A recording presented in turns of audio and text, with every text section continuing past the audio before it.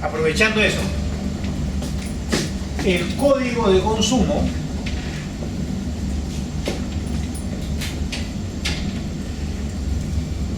acá habla del usuario. ¿De qué tipo de usuario? ¿Del usuario intermedio? ¿No? Estamos hablando acá del usuario final, ¿no es cierto? Del que utiliza la infraestructura para efectos de utilizarla como medio de transporte, ¿no? Para aprovechar el transporte que va a generar esa infraestructura. Entonces, estamos hablando de dos ámbitos diferentes. El RIS ahorita solamente habla o tipifica inconductas de las entidades prestadoras, en tanto que el código de consumo, para empezar, el código de consumo reconoce derechos a estos usuarios, ¿no? Y ante la violación, bueno, y obviamente si reconoce derechos, también reconoce obligaciones. ¿A quién? ¿A quiénes? ¿Ah? Bueno, vean, al proveedor, ¿no? Reconoce obligaciones a los proveedores, entre los cuales podría encontrarse pues alguna entidad prestadora, ¿sí? Proveedores en general, ¿sí? Para todo tipo de servicios. Entonces reconoce derechos a los usuarios y obligaciones a los proveedores, consecuentemente obligaciones a los proveedores. Pero además, este código de consumo establece, ¿no es cierto?, tipifica la violación de estos derechos como una inconducta y por lo tanto establece sanciones. ¿Ya? Entonces tiene un doble ámbito el código de consumo, ¿no? Establece derechos a los usuarios, obligaciones a los proveedores, pero también tipifica las inconductas, ¿no es cierto?, de los proveedores con relación a los usuarios. ¿Ya? ¿Todos me han seguido hasta acá? ¿Lo vuelvo a repetir? ¿Sí? Una vez más.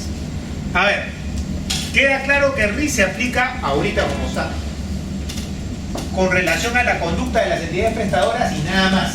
¿Sí? ¿Quedó claro? Este es el RIS de OCITRAN. El código de consumo, ¿por quién vela? Vela por el usuario final. En ese sentido, vamos a tener que la estructura del código de consumo lo podríamos dividir en dos grandes grupos. Por un lado, reconoce derechos a los usuarios y obligaciones a los proveedores, ¿sí? Y por otro lado, tipifica la violación de esos derechos, ¿sí? ¿Quién puede violar esos derechos? Pues el proveedor, ¿sí? Ahora sí, ¿me siguieron todos? ¿Sí? ¿Quedó claro? Ahora, teniendo en claro ese esquema, ¿alguien puede entender el 63 del Código de Consumo?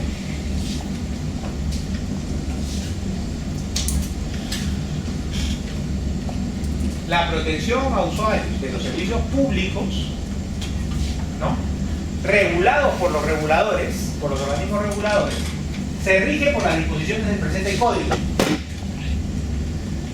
en lo que resulte pertinente.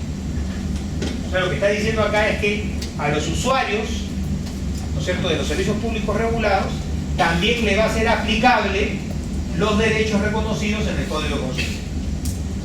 Entonces, por ejemplo, para un usuario de la línea 1, él va a poder exigir el cumplimiento de sus derechos conforme al Código de Consumo. ¿Sí? Él va a poder exigir sus derechos conforme a los derechos reconocidos por el Código de Consumo. Y va a poder exigirle eso al proveedor del servicio de transporte. ¿Ya? ¿Qué más dice? Se rige por las disposiciones del presente código, en lo que resulten pertinentes. ¿Por qué dicen lo que resulten pertinentes? Lo que pasa es que como acá también habla, por ejemplo, de regulación especial respecto, por ejemplo, temas financieros, bancarios, bueno, eso no le va a ser aplicable. Y por la regulación sectorial correspondiente. La regulación sectorial, en este caso sería del Ministerio de Transportes y Comunicaciones, desarrolla sus normas reglamentarias los principios de protección establecidos en el presente código. El ente encargado de velar por su cumplimiento procedimiento es el regulador respectivo. Eso significa que el regulador va a tener que aplicar ¿qué cosa? Va a tener que primero va a tener que tipificarse, o sea, va a tener que incluirse dentro de este RIS no solamente las inconductas de las entidades prestadoras, sino que además se tiene que tipificar ¿qué cosa? Las inconductas de los proveedores de servicios, ¿no?, vinculados a infraestructuras concesionadas, obviamente, ¿no? Como por ejemplo, el ejemplo más claro es el operador de línea 1, ¿no? Y por lo tanto va a tener que sancionar. Ya de hecho ya hemos tenido algunos casos donde Indecopi nos ha remitido para competencia el regulador estos hechos. ¿Ya? Por eso implica siempre va a implicar una modificación del reglamento de infracciones y sanciones, ¿no?, y ampliarlo para efectos de poder tipificar la violación de estos derechos, de los derechos del consumidor. ¿Ya? ¿Quedó claro? ¿Sí? ¿Todos me siguieron hasta acá? A ver.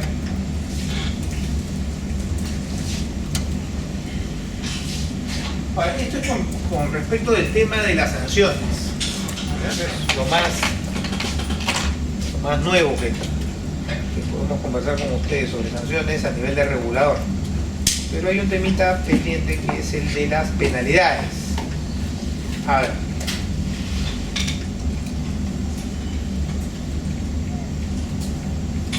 A ver acá.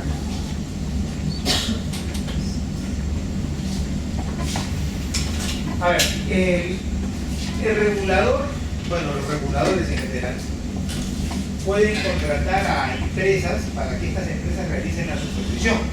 ¿Sí? Por ejemplo, en el caso de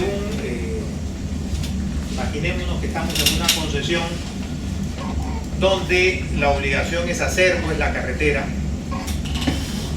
el regulador podría él mismo agarrar, llevar a sus funcionarios, hacer un campamento al costado del campamento del concesionario y luego supervisar que la obra se está construyendo conforme a lo pactado en el contrato.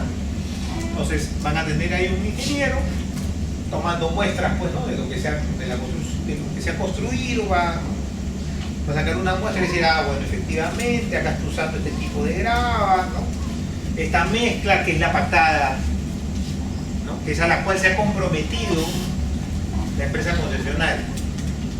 Ahora, podrían hacer los funcionarios del regulador directamente o podría contratarse a una empresa, a un tercero, para que ejerza esa actividad de supervisión, porque así lo autoriza la ley, ¿no? Entonces, tenemos el caso de las empresas supervisoras, empresas que son contratadas por el regulador para que ellas vayan y supervisen el desarrollo de la obra, en la obra, in situ le decimos, en la obra. Van a armar su campamento ahí, tienen su propio laboratorio.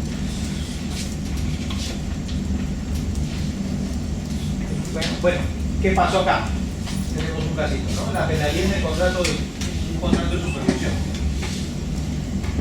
Se emitió la resolución de gerencia general que dijo lo siguiente, ¿no? Primero, declarar que se ha demostrado que la labor de supervisión a cargo del especialista acreditado en materia de hidrología e hidráulica, ingeniero, no vamos a leer el nombre, con miras a la elaboración del informe de supervisión respecto del proyecto de ingeniería de detalle de los puentes de la concesión tal, no fue realizada en su oportunidad por el mencionado especialista acreditado, lo que acarrea el incumplimiento de la empresa del consorcio supervisor, ¿no?, de la obligación contenida en la cláusula 4.1 del contrato de supervisión de concesión suscrito con prestatario. A ver, traducción. ¿Qué había pasado? Positran había contratado a una empresa supervisora. Esta no fue solamente una empresa, fue un consorcio de empresas, fueron 3 empresas que formaron un consorcio, se agruparon para poder sumar la mayor cantidad de puntaje posible. Eso es legal. Los consorcios participan en los concursos que convoca el Estado. y así tiene más chance de sumar experiencias y poder ser elegido, ¿no? Eso fue lo que pasó acá. Entonces estas tres empresas conformaron un consorcio y ganaron. ¿Qué pasó?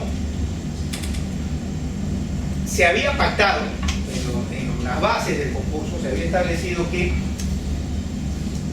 la empresa que gane la supervisión tenía que, o sea, se iba a asignar, bueno, las empresas que iban a concursar, se les iba a asignar puntaje en función de la experiencia de sus ingenieros. Entonces, a ver, si me presentas un ingeniero con tantos años de antigüedad, te doy un puntito, ¿no? 3 años de antigüedad, un punto. 5 años de antigüedad, 2 puntos. Más de 10 años, 3 puntos, ¿no? Pero no basta con que diga, sí, te juro que tiene 10 años, ¿no? Tenían que identificar al ingeniero. Entonces, el ingeniero fulanito de tal, llega hasta su currículum. Entonces, al momento de evaluar, se evalúa el currículum, si es cierto o no. Si es que de verdad suma los años que declaran. Porque a más años de experiencia van a tener más puntaje en el concurso. ¿Me siguen todos? Y los concursos se ganan sumando puntaje, ¿no? La mayor cantidad de puntaje posible. Entonces, eso fue lo que pasó. Este consorcio ganó señalando pues, que tenía a sus ingenieros con X años de experiencia y por lo tanto esos ingenieros y no otros eran los que tenían que prestar la actividad de supervisión. ¿Sí? ¿Me siguen hasta acá todos? ¿Qué pasó? Que en un momento dado el regulador detectó que ese ingeniero, que en este caso era un ingeniero de hidrología hidráulica, un ingeniero de puentes, ¿no? Estaba el mismo día, había estado en el sur del país y en el norte, y en el norte del país, o sea, en el mismo día estaba supervisando sur y norte del país, ¿no? Estaba en Puno, porque sacó un informe con esa fecha en Puno, y en la misma fecha también estuvo en Piura. O sea, el pata tenían una logística brava, seguramente, ¿no? Porque ha venido a Lima y al toque se fue allá y iba a sacar su informe. Cosa que es materialmente imposible, ¿no? Porque se supone que si él está supervisando, él tiene que haber pues visto, investigado y sacado su informe. Entonces, ¿qué pasó? ¿Qué pasó? Este regulador investigó y bueno, dijo, yo acá tengo hechos suficientes que acreditan que has incumplido, porque ese ingeniero no puede estar en 2 sitios a la vez todavía, y has incumplido con la obligación pactada en el contrato y por lo tanto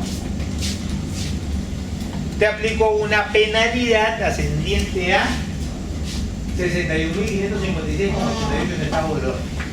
¿Ya?